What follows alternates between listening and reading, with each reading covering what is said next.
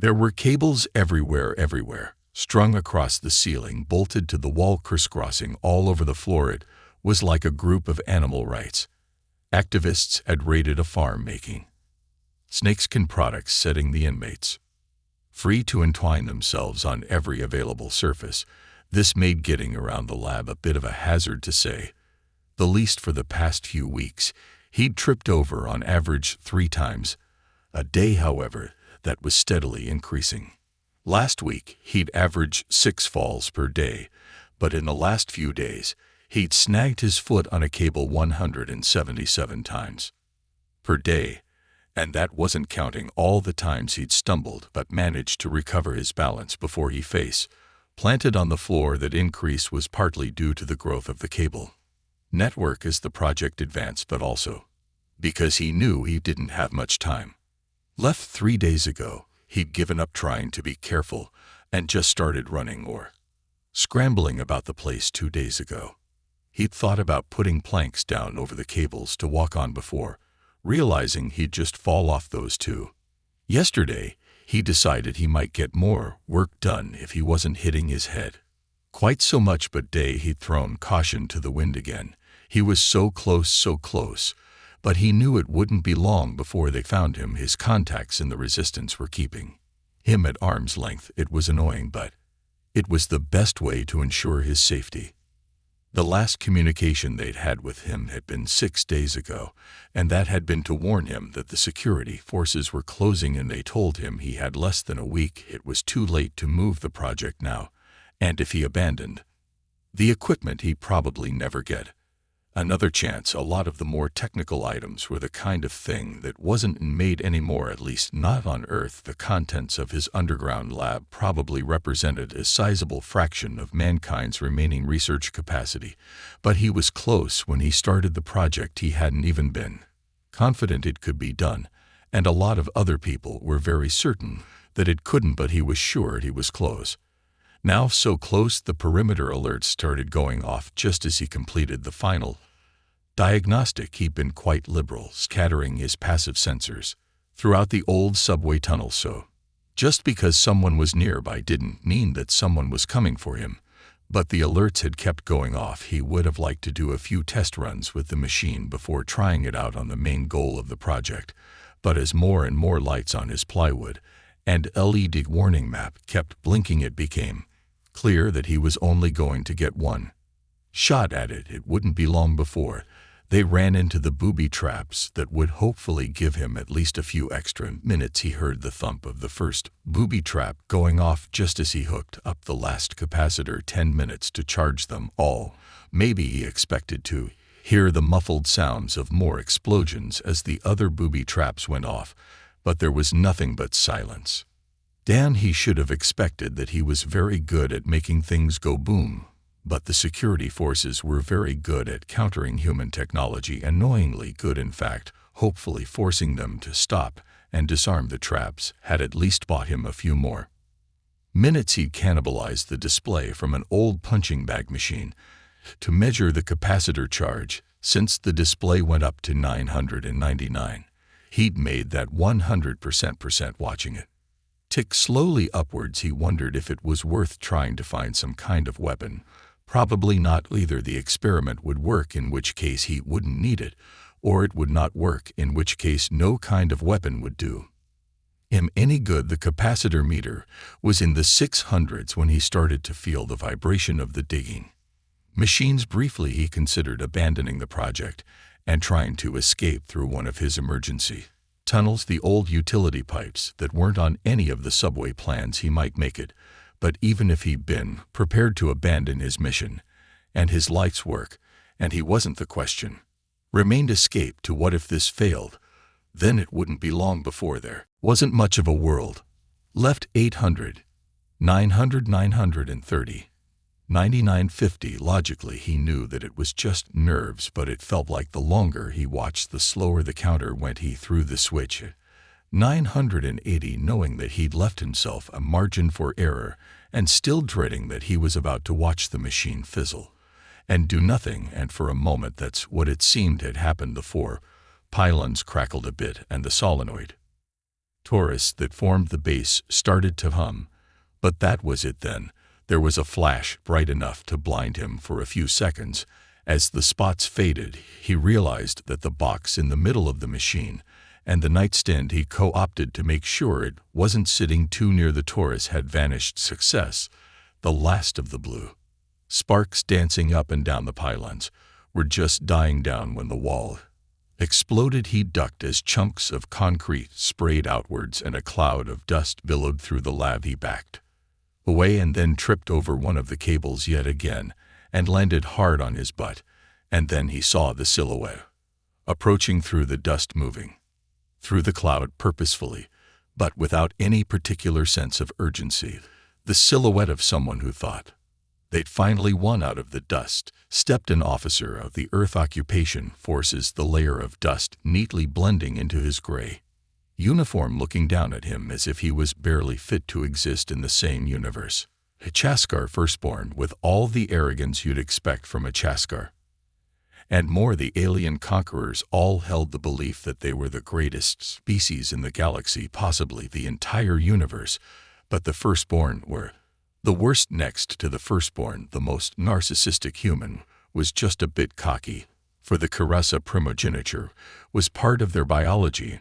In fact, all social ranks were determined by birth order. The eldest child was taller than their siblings, had a well-developed second pair of arms, and a crest across their head. The second and third-born, with the ultimate middle child syndrome, were shorter, and their secondary arms were vestigial, but they were still intelligent. Younger siblings were larger and fit only for manual labor. Kusar firstborn entered the universe with the instinctive knowledge that they were leaders and everyone else was there to follow their orders. Worse still, he recognized this one Har Sokre. He nodded, looking upon the face of his former interrogator for the first time since his escape. Sebastian Crane, it's so good to see you again. Oscar firstborn was in many cases literally incapable of imagining that they might fail. Even the ones capable of understanding the concept of self-doubt, which had a certain practical value, never really believed that it was anything more than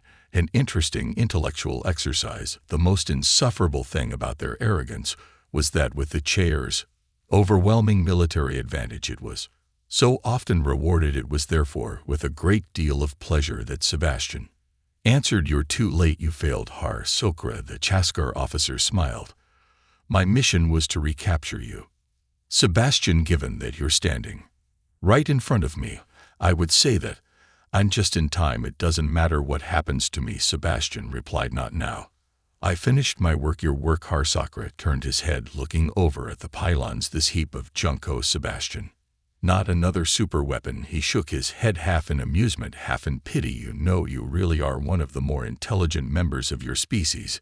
It's such a shame you chose to waste your life on things like this, rather than doing something useful with it. I'm sure our engineers could have used a local assistant capable of performing basic technical labor, but rather than serve your betters, you attack us instead. Not just ungrateful, but futile." "It wasn't so futile when I brought down the residency in Chicago." Har Saker's expression didn't change, but it did freeze for a moment.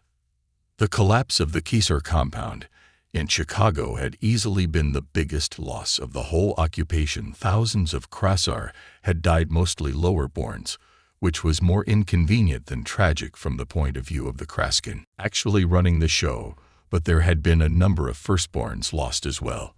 "And that had not gone down well. Even an ape can get lucky," Hera replied, waving his hand dismissively. "Sabotaging the waste disposal unit hardly needed any technical genius." Har Sokra might well believe that, but then he was psychologically incapable of recognizing the abilities of anyone but himself. Sebastian had rigged the waste disposal system to read blockages where there were none and emergency dumped the waste through pipes that he'd reclassified as part of the sewage system when they really shouldn't have waste flowing through them. The ground had liquefied, and the residency, which would have been Proof against a nuclear blast had collapsed literally under the weight of its own. The cheerless scar, who'd been crushed before they could drown, were the lucky ones. Hawk's interrogations had spent a long time going over how he'd managed it in excruciating detail. The memory made Sebastian wince, but on the other hand, he did enjoy imagining the look on Harsak's face when he found out he'd escaped. Did I just get lucky when I disabled the security system in the Washington residency? He asked, unable to stop himself. This time Haraka actually frowned before his face snapped back into its usual mask of self-confidence. I couldn't say. I was only responsible for extracting information from you, not for coordinating security on the cell block. He took a step closer and smiled. However, I will be responsible for security in your new home, so be assured this time you will not be leaving, he said smugly, before adding, well, not alive at least. He sighed, but before that, my fellow officers. He couldn't bring himself to use the word superiors would like to know what little toys you've been cooking up for the resistance during your absence. If I'm just an ape with no technical skill, why would they care? Well, quite, Herrick said sniffily. I mean, look at your track record. The laser gun useless, the magnetic stunner induced mild nausea, and that was it. The shield disruptor frequency rotation has been standard for centuries. He paused and looked down at Sebastian with a thin smirk. You know, I'm sure you've got far more of your own people killed than us.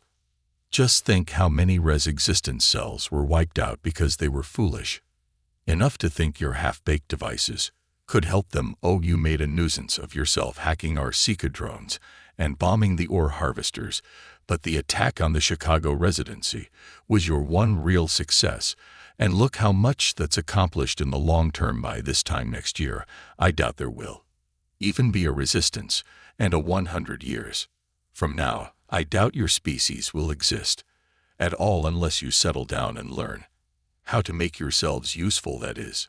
Sebastian could only sit there and grit his teeth. As always, the infuriating thing about Herrick's arrogance was that he was right. Sebastian was a brilliant inventor by human standards, but Krasar technology was on another level, and he'd had very little success in penetrating it. In the grand scheme of things, he'd been little more than an annoyance, and a lot of good people had died because of his failures. Harsokra was also right that the resistance was on its last legs, and the way things were going, he could easily be right about the fate of humanity as well, except that Sebastian had finished the machine this time. He was sure it had worked. Personally, I'd happily execute you now and call it a day. Harrick continued, but there's no harm in being thorough, I suppose. So get up, come quietly, and we'll see if you can't have a civilized conversation at least once in your life. If you want to waste your time, be my guest, Sebastian said, getting to his feet and brushing the concrete dust off his clothes. But it won't do you any good. Harsakra laughed. I think we established fairly conclusively last time that I can make you talk whether you want to or not. Oh, I'm sure you can. I just meant it doesn't matter what I say. You're too late. Har rolled his eyes. Inside it was clear he was getting bored with the conversation. The Tasker firstborns derived a lot of pleasure from gloating, but they also had limited patience. So you keep saying, well, if we are too late, then you might as well tell us what this machine is supposed to do. It might save our tech wasting time trying to figure out what's been rattling around that primitive primate brain of yours. Sebastian hesitated for a moment. Even before the invasion, he hadn't liked sharing the secrets behind his work. Then he gave a mental shrug. One way or the other, it really didn't matter now. He took a deep breath. It's a time machine. Harsokra was silent for a moment, then he burst out laughing. The lower-borns guarding him looked at each other confused. It wasn't just a sarcastic sneer, it was a genuine, full-body belly laugh. They clearly weren't used to seeing their elder brother so unpo. A time machine, harassed it, actually leaning on the wall for support. A time machine, yes, Sebastian answered calmly. He was getting used to this reaction. At least this time it wasn't from anyone he actually respected. You mean you gathered up all these resources that must be almost impossible for you to get now, and knowing that we track you down sooner rather than later you use that very limited window of opportunity to build a time machine. Yes, no, seriously, that's really your secret weapon. Well, it's already been activated, so it's not really a secret anymore, but yes, it took Harsakura another full minute to get control of himself enough to continue the conversation. Oh, and to think I was annoyed that I'd had to waste so much of my time trying to find you. This alone has made the whole search worthwhile, but of course it doesn't matter how much time it took anyway. Now that we have your time machine, he burst out laughing. Again, it's not that funny, you know, Sebastian said, getting annoyed despite himself. Oh, but it is Harsakura, said his chuckles finally dying down. And the fact that you don't understand why just makes it all the more hilarious. It's just so like you, Sebastian. You could have used your escape to go to ground somewhere. We wouldn't have found you for years. Develop some inventions that could have been an actual hindrance to us. They wouldn't have done us any serious damage, of course, but you're just clever enough to be annoying, which is more than the rest of your pathetic species is capable of. But instead you stay in North America, and you use what little talent you have to try and develop a time machine. I didn't try it, I succeeded, Sebastian retorted, knowing he shouldn't rise to it, and unable to stop himself anyway. Well, good for you, Harsakura said.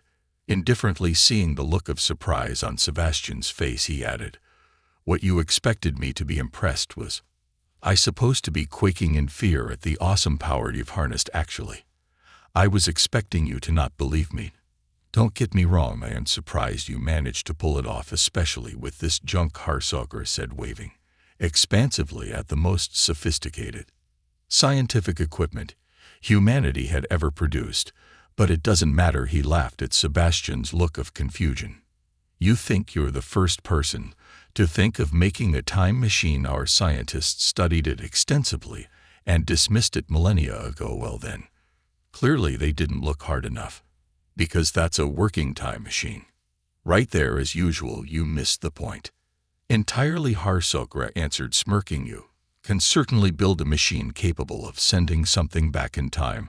Our scientists successfully sent a fourth, born back several years, if I remember correctly, but what you can't do is violate causality, he sighed, exasperated and amused in equal measure. Anything that happened in the past will always have happened. There's no such thing as a time travel paradox, because what you'll do if you travel back in time is what has already happened. You can't change anything. He shook his head as if baffled that even a human could make such an obvious error. So if you were hoping to go back in time and somehow save your planet from our invasion, well, he smiled at his fourth-born bodyguard, as you can see, we are still very much here, and we still have a job to do. So although you've been a lot more entertaining than I was expecting, it's time for this little farce to end. He raised his hand, and Sebastian could see that he was about to order his soldiers forward. Hold on a moment, he shouted. Haraka hesitated. If you enjoyed that, just wait until you see what else I've got for you. He headed for the corner of his lab where he'd stacked a bunch of his toolboxes and spare parts. The 6 heavily built lower-borns all started forward when he moved, but Harsakura waved them back. Easier to let him show us rather than having to strip apart the whole lab, he told them. Very well then, Sebastian, let's see what you have for an encore. Sebastian shoved some of the boxes aside, exposing a hatch in the floor. It was heavily rusted over, and he had to yank it hard just to open it a crack, then lever it open with a spanner as its hinges squeaked in protest.